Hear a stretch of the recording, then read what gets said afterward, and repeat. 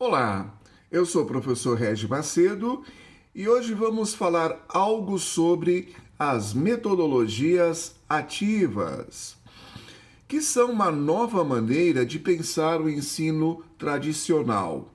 Isso porque um dos princípios da BNCC, ou a Base Nacional Comum Curricular, que deve guiar o currículo de toda a educação básica brasileira, é a promoção do aluno como protagonista. E aqui nós já temos uma palavra-chave: protagonismo. Então, esse aluno como protagonista no seu processo de ensino-aprendizagem. Portanto, as metodologias ativas surgem como uma alternativa para proporcionar aos estudantes meios para que eles consigam guiar o seu desenvolvimento educacional, fugindo daquele modelo de ensino em que o professor detinha todo o conhecimento dentro da sala de aula. E como surgiram as metodologias ativas? Embora não tenham recebido este nome a princípio, tais metodologias têm suas primeiras faíscas, não? A partir da criação de modelos de educação que contestam os papéis tradicionais de professores e alunos. Muitas correntes teóricas atuais estão embasadas em obras clássicas para o campo educacional, para que o uso das metodologias ativas possa ser um fator de inovação para escolas e instituições de ensino. E aí, nós vamos nos deparar com a figura de Piaget e a capacidade de aprendizado. Piaget estudou o raciocínio lógico-matemático, um tipo de aprendizado altamente dependente de fatores subjetivos ligados ao estudante. Essa perspectiva nos apresentou a ideia de que a simples transmissão do conhecimento não existe.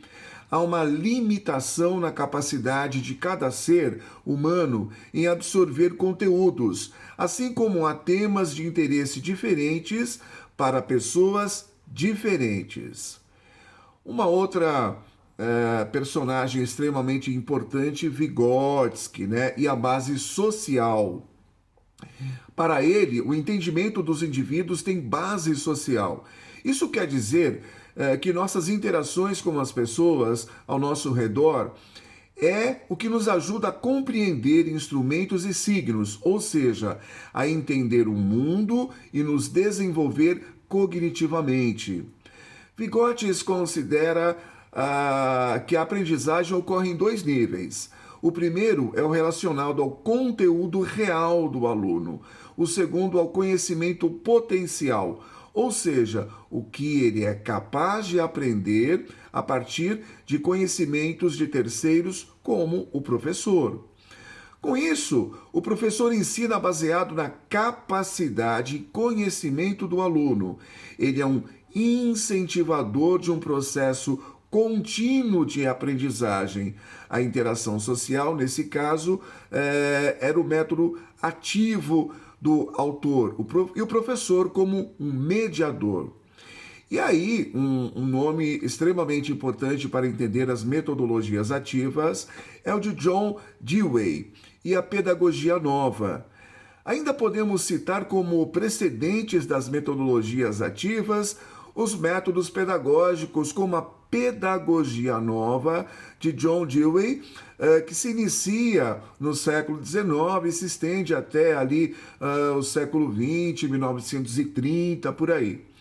Nesse método, o autor defendia um tratamento diferenciado para os alunos a partir de suas diferenças individuais.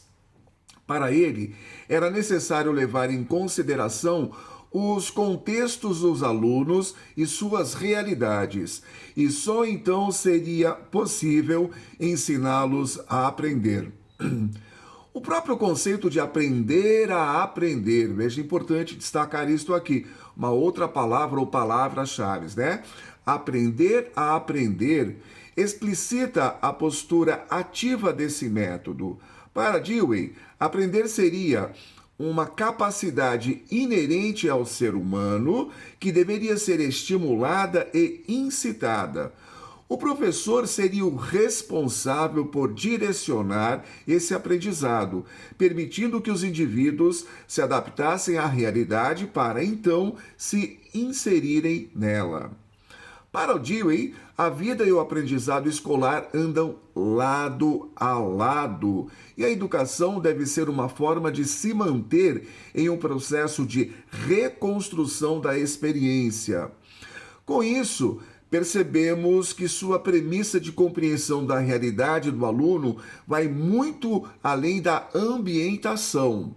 O que Dewey propõe é um treinamento para a vida, desenvolvido a partir do conhecimento e da aprendizagem escolar. A participação ativa dos alunos no próprio aprendizado depende da integração aluno-conhecimento. E nós temos também o William Glasser e a pirâmide de aprendizagem, que já no século XX, então, o Glasser, que foi um psiquiatra e educador, desenvolveu a chamada pirâmide da aprendizagem. Ela buscava elucidar, de maneira clara e objetiva, quanto aprendizado é possível obter a partir de determinadas atividades de ensino. Desse modo, era dividido em 4 primeiros itens dessa pirâmide que faziam referência a métodos passivos de ensino-aprendizagem, o que demonstra que eram ou são pouco efetivos. No entanto, os 4 últimos, que nós falaremos já sobre isso, se relacionam com metodologia ativa e indicam que um aluno engajado no conteúdo tem chances muito maiores de absorvê-lo.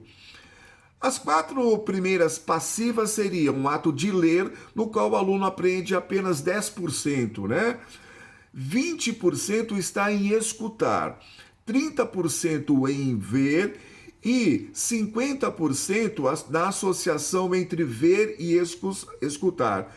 Então, essas 4 formas, ler, escutar, ver e escutar, são as formas passivas. E quais são as formas ativas? Então, o aprendizado se dá em 70% em conversar, perguntar, repetir, numerar, reproduzir, definir e debater. 80% se dá em escrever, interpretar, expressar, revisar, identificar, comunicar, ampliar, demonstrar, praticar e diferenciar. E 95%, olha a efetividade, então, dessa aprendizagem ativa. 95% dessa aprendizagem se dá ao explicar, resumir, estruturar, definir, generalizar, elaborar e ilustrar. E nós também não poderíamos deixar de citar aqui Paulo Freire e o novo método de alfabetização.